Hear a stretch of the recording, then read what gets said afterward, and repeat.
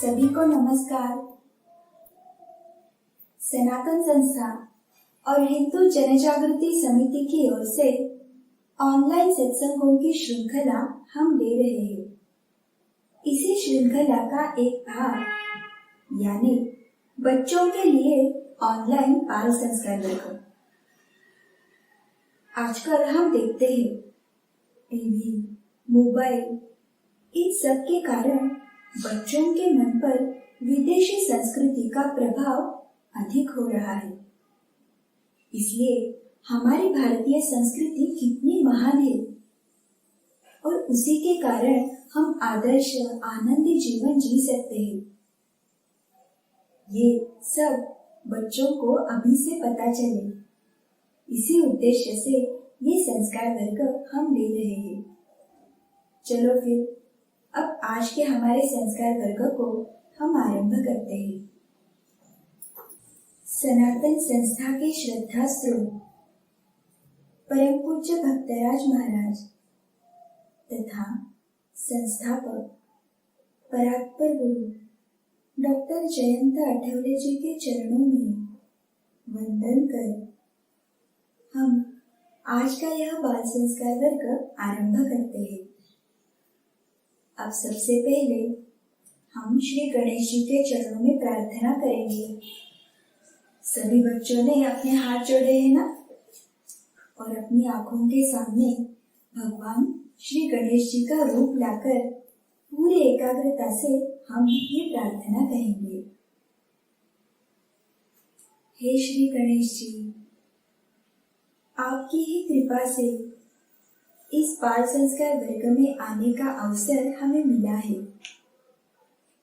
हम आपकी शरण में आए हैं।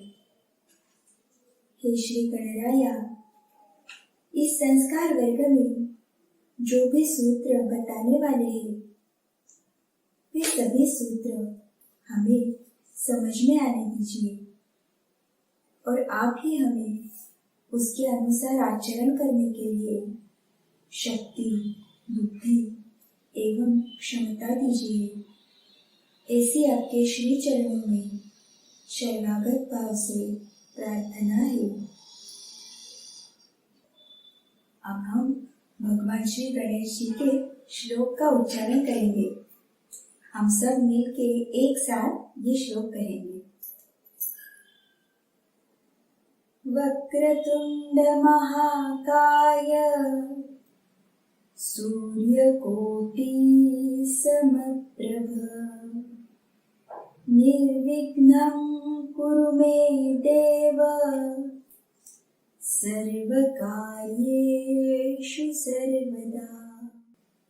बाल मित्रों, ये संस्कार वर्ग पिछले कई सप्ताहों से चल रहा है। इसमें हम जो भी बातें बता रहे हैं, तो उसे आप बहुत से बच्चे आचरण में भी ला रहे हो, और ये सब केवल भगवान की कृपा के कारण ही हो रहा है। ये हमें निरंतर ध्यान में रखना है। और आप सभी बच्चे प्रतिदिन हमें आपके जो अनुभव भेजते हो, उसी के कारण हमें ये पता चलता है। बच्चों के माता पिताओं से भी नम्र विनती है कि अपने बच्चे का अनुभव लिखने के बाद उसके सामने बच्चे का नाम, जिले का नाम तथा आपका संपर्क क्रमांक भी अवश्य लिखना। और उसी के साथ ही इस बाल संस्कार वर्ग के बारे में आपके जो अन्य मित्र है, सहपाठी है, आपके आसपास आपके जो मित्र सहेलियां रहती है, तो उन्हें भी अवश्य बताना। तो ये बाल संस्कार वर्ग देखकर उन्हें भी आनंद मिलेगा। वो भी आपके समान आदर्श बनने का प्रयास करेंगे। चलेगा ना? चलो फिर अब सबसे पहले आज हमें कौन से बच्चों के अनुभव प्राप्त हुए हैं वो देखते हैं।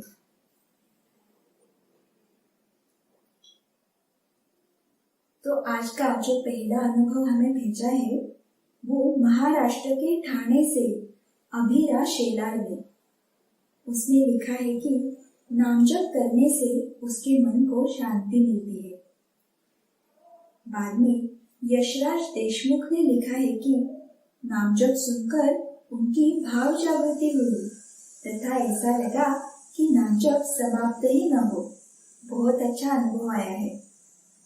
और बाद में महाराष्ट्र के पुणे से वेद साखरे ने लिखा है कि वो पढ़ाई पूरी होने के बाद सनातन प्रभात पढ़ता है। तो बहुत अच्छे प्रयास सभी बच्चे कर रहे हैं। हमें ऐसे ही ये प्रयास करने हैं और हमें उसके बारे में लिखकर भेजना भी है। चलिए फिर अब आज की कहानी क्या है ये हम देखने वाले हैं।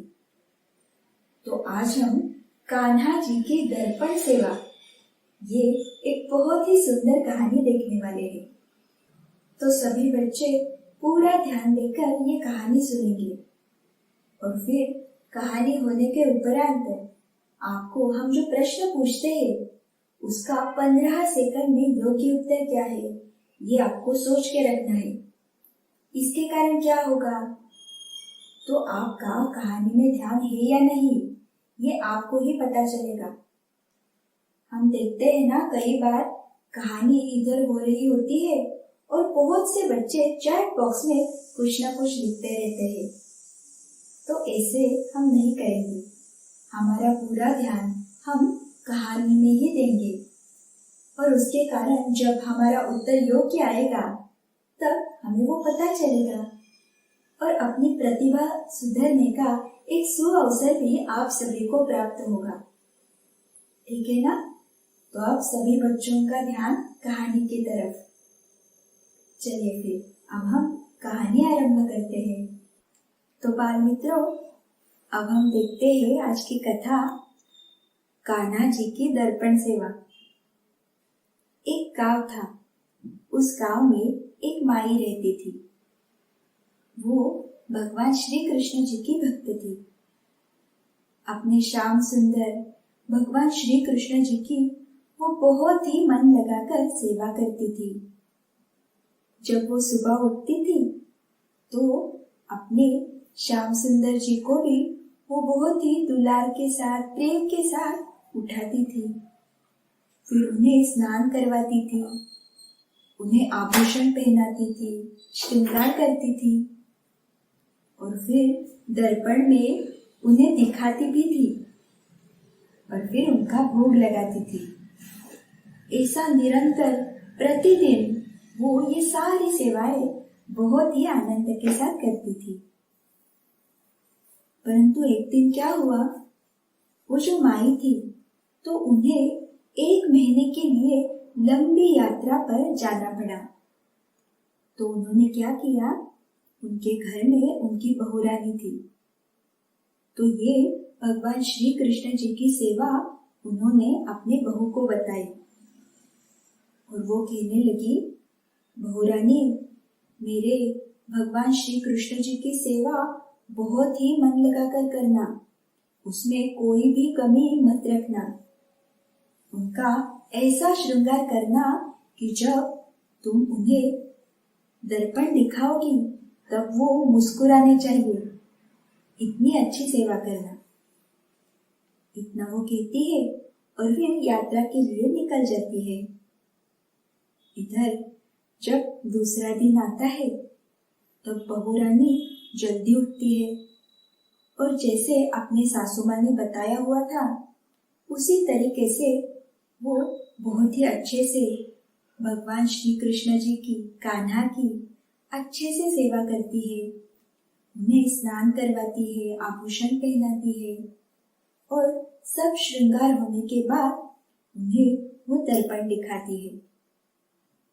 और दर्पण दिखाने के समय उसे ध्यान में आता है कि सासू माँ ने बताया था कि दर्पण दिखाने के बाद भगवान श्री कृष्ण जी मुस्कुराने चाहिए। इसलिए वो बहुरानी नीचे झुककर उस दर्पण में देखने लगती है कि कान्हा मुस्कुरा रहे हैं या नहीं। परंतु जब उसने देखा तो कान्हा तो वैसे ही शांत बैठे थे। तो उसे लगा शायद मेरे साज श्रृंगार में कुछ तो कमी रह गई है।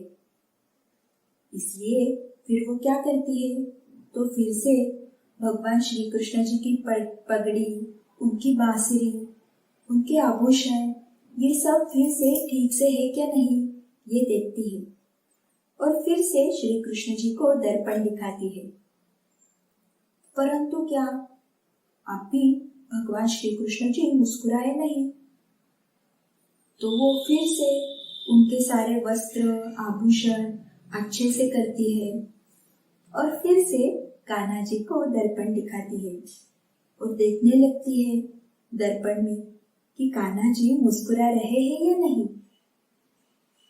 अब क्या इतना सब करने के उपरांत भी कान्हा जी तो वैसे ही बैठे थे, मुस्कुरा ही नहीं रहे थे। तब उसके मन में डर उत्पन्न हुआ।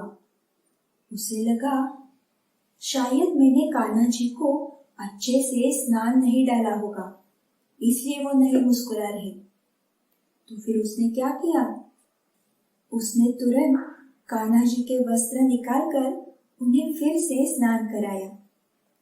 स्नान के उपरांत पुनः उन्हें वस्त्र पहनाए, आभूषण पहनाए, उनका अच्छे से श्रृंगार किया और फिर उन्हें आसन पर बिठाकर फिर से उन्हें दर्पण दिखाया। और ये बहुरानी दर्पण में झुककर देखने लगी, अब तो कान्हा जी मुस्कुरा रहे हैं क्या। परंतु क्या अब भी कान्हा जी वैसे ही थे, वो नहीं मुस्कुरा रहे थे। फिर जैसे उसने ये सारी कृतियां की वैसे उसने 12 बार कान्हा जी को उसी तरीके से स्नान करवाना, आभूषण पहनवाना, उनका श्रृंगार करना और दर्पण में दिखाना। वो नहीं मुस्कुराए तो फिर से ऐसे 12 बार उसने किया, परंतु कान्हा जी फिर भी मुस्कुरा नहीं रहे थे। ऐसे करते करते दोपहर हो गई। सुबह से वो इसी सेवा में लगी हुई थी। उसने कुछ खाया नहीं था, पिया नहीं था, उसे भूख भी लगी थी, प्यास भी लगी थी, परंतु अपने सासू माँ के आदेश का उल्लंघन करने के लिए वो तैयार नहीं थी, इसलिए वो प्रयास कर ही रही थी। और अब 13वीं बार उसने फिर से कान्हा जी को स्नान करवाया, उन्हें वस्त्र पहनाए, आभूषण पहनाए, उनका अच्छे से श्रृंगार किया और उन्हें आसन पर बैठाया। और इधर कान्हा जी जो थे उन्हें भी भूख लगी थी, उन्हें भी प्यास लगी थी। अब 13वीं बार वो स्नान करके आए थे, इसलिए वो भी मन में सोच रहे थे कि अब क्या करें। और फिर यहाँ पे बहुरानी ने उनका सारा साज श्रृंगार होने के बाद फिर से उन्हें दर्पण दिखाया। इस बार तो भगवान ने निश्चय किया था कि इस बार वो मुस्कुराएंगे।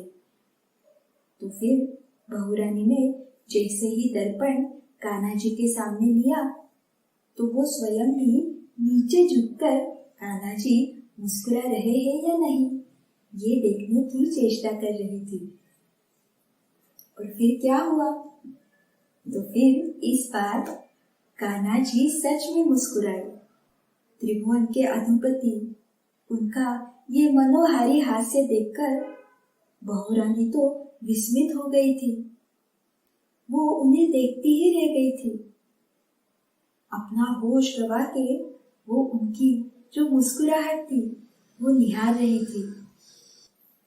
अब तो वो पूरे संसार को भूल चुकी थी। थोड़े समय होने के बाद फिर उसको होश आ गया, परंतु वो सोचने लगी क्या सच में कान्हा जी मुस्कुराए? शायद ये मेरा भ्रम होगा। वो मुस्कुराए नहीं होंगे, मैं पुनः एक बार देखती हूँ। तो फिर क्या, फिर से बहुरानी ने दर्पण कान्हा जी के सामने रखा। अब तो कान्हा जी को भूख भी लगी थी और उन्हें भोजन भी चाहिए था, इसलिए जब उसने दर्पण कान्हा जी के सामने लाया तो वो पुनः मुस्कुराए। उनकी वो जो छवि थी वो इतनी मनोहारी थी कि बार बार उनका वो जो मंद स्मित था वो देखने की इच्छा बहुरानी के मन में आती थी। उसने ऐसे करके करके 3 बार कान्हा जी को दर्पण दिखाया और वे भी बार बार मुस्कुराए। अपने कान्हा का वो जो मनमोहक रूप था, वो बार बार देखने का उसका मन करता था। इसलिए उसने पुनः एक बार कान्हा जी के सामने दर्पण रखा। फिर से कान्हा जी मुस्कुराए। उनकी वो जो छवि थी, वो उसने अपने हृदय में समाई थी। अब तो वो आनंद से फूली न समाई। और फिर उसने बहुत ही प्रेम से कान्हा जी को भोग चढ़ाया। दिन भर की जो अन्य सेवाएं थी, वो भी उसने बहुत ही प्रेम से भाव से की। रात को उन्हें शयन कराया और उसका ऐसे तरीके से ये पहला दिन पूर्ण हो गया। फिर से दूसरे दिन भी उसने उसी प्रकार से ये सारी सेवाएं की। जब दर्पण दिखाने की बारी आई, तब कान्हा जी भी मन में सोचने लगे, कल जैसे इस ठंडी के मौसम में मुझे 13 बार ठंडे पानी से स्नान करना पड़ा और भोजन भी बहुत देर से मिला। इससे अच्छा है मैं दर्पण सामने आने के बाद मुस्कुराऊं, उसी में मेरा भला है। इसलिए जब बहुरानी ने कान्हा जी का सब श्रृंगार किया और दर्पण सामने रखा, तो कान्हा जी मुस्कुराए। इसे अब प्रतिदिन होने लगा। फिर उस बहुरानी को भी लगने लगा कि शायद अब मैं अच्छे से ये सेवा कर पा रही हूँ, मैं इस सेवा में निपुण हो गई हूँ। और उसी के कारण अब कान्हा जी प्रतिदिन दर्पण में देखकर मुस्कुराते हैं। ऐसे करते करते फिर 1 महीना बीत गया। वो जो माई थी, वो घर वापस आ गई। वापस आने के बाद उन्होंने पहला प्रश्न अपनी बहुरानी से पूछा, मेरे कान्हा जी की सेवा अच्छे से की ना तुमने? उनका श्रृंगार, उनकी सभी सेवा मन लगाकर की ना? तो उस पर बहुरानी ने बताया, जी सासू माँ, मैंने बहुत ही मन लगाकर उनकी सेवा की है। पहला दिन थोड़ा कठिन था, परंतु अब तो मैं उस सेवा में एकदम निपुण हो गई हूँ। सासू माँ को भी आनंद हुआ। और फिर दूसरे दिन सासू माँ ने स्वयं अपने हाथों से अपने श्याम सुंदर भगवान श्री कृष्ण जी का सभी श्रृंगार किया, उन्हें स्नान करवाया, आभूषण पहनाए। और फिर जब सब श्रृंगार होने के बाद दर्पण दिखाने की बारी आई, तो सासू माँ दर्पण लेने के लिए हाथ आगे कर रही थी, तभी किसी ने तो उनका हाथ थाम लिया, हाथ पकड़ लिया। तो वो स्वयं ठाकुर जी थे, यानी भगवान श्री कृष्ण जी ही थे। उन्होंने माई का हाथ पकड़ा और कहने लगे, माई, तुम्हारी सेवा से मैं तो प्रसन्न हूँ, परंतु ये जो दर्पण दिखाने की सेवा है ना, वो तो तुम अपनी बहुरानी को ही बताना, क्योंकि वो जब दर्पण दिखाती है ना, तभी मुझे मुस्कुराना आता है। ये सुनने के बाद फिर माई कहने लगी, लाला, आप ऐसे क्यों कह रहे हो? क्या मुझसे कोई गलती हो गई है क्या?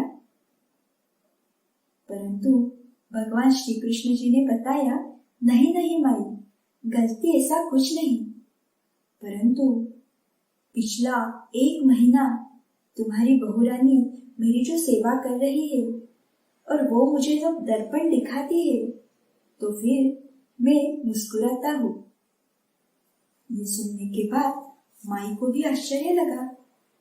उसने तुरंत अपनी बहुरानी को आवाज दी और उसे पूछा कि 1 महीने में उसने क्या क्या किया।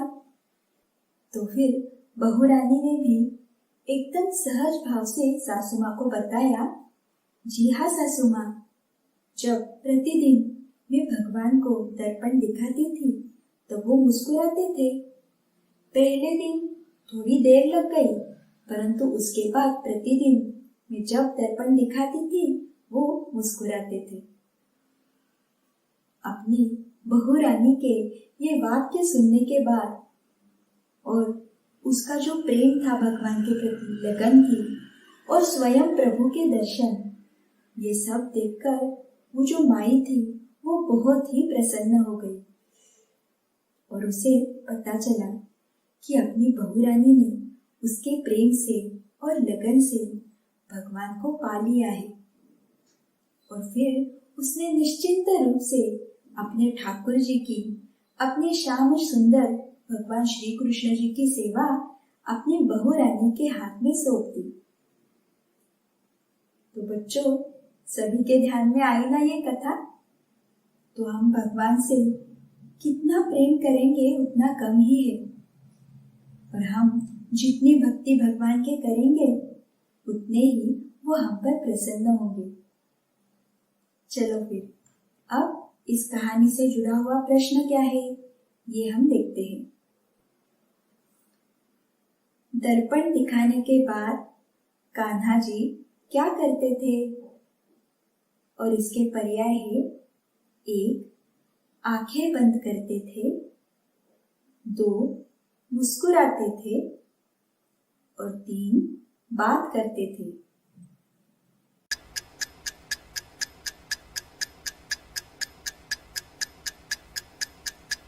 सभी बच्चों को योग्य उत्तर क्या है ये पता चला है ना? दर्पण दिखाने के बाद कान्हा जी मुस्कुराते थे।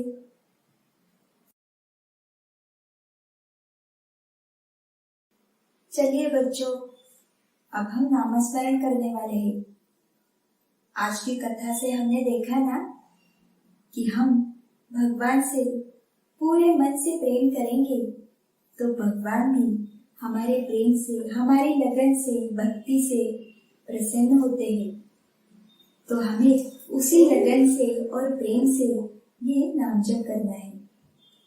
सभी बच्चे अब अपने हाथ जोड़कर आंखें बंद करके बैठेंगे और अपनी आंखों के सामने अपने प्रिय भगवान श्री गणेश जी का रूप लाएंगे। उनके चरणों में हम एक एक पुष्प समर्पित कर रहे हैं। ऐसा भाव मन में रखकर हम आज ही नामस्मरण करेंगे। सभी तैयार है? चलिए फिर अब हम नामस्मरण को आरंभ करते हैं। ओम गं गणपतये नमः। ओम गं गणपतये नमः। ओम गं गणपतये नमः। ओम गं गणपतये नमः। ओम गं गणपतये नमः। ओम गं गणपतये नमः। ओम गं गणपतये नमः। ओम गं गणपतये नमः।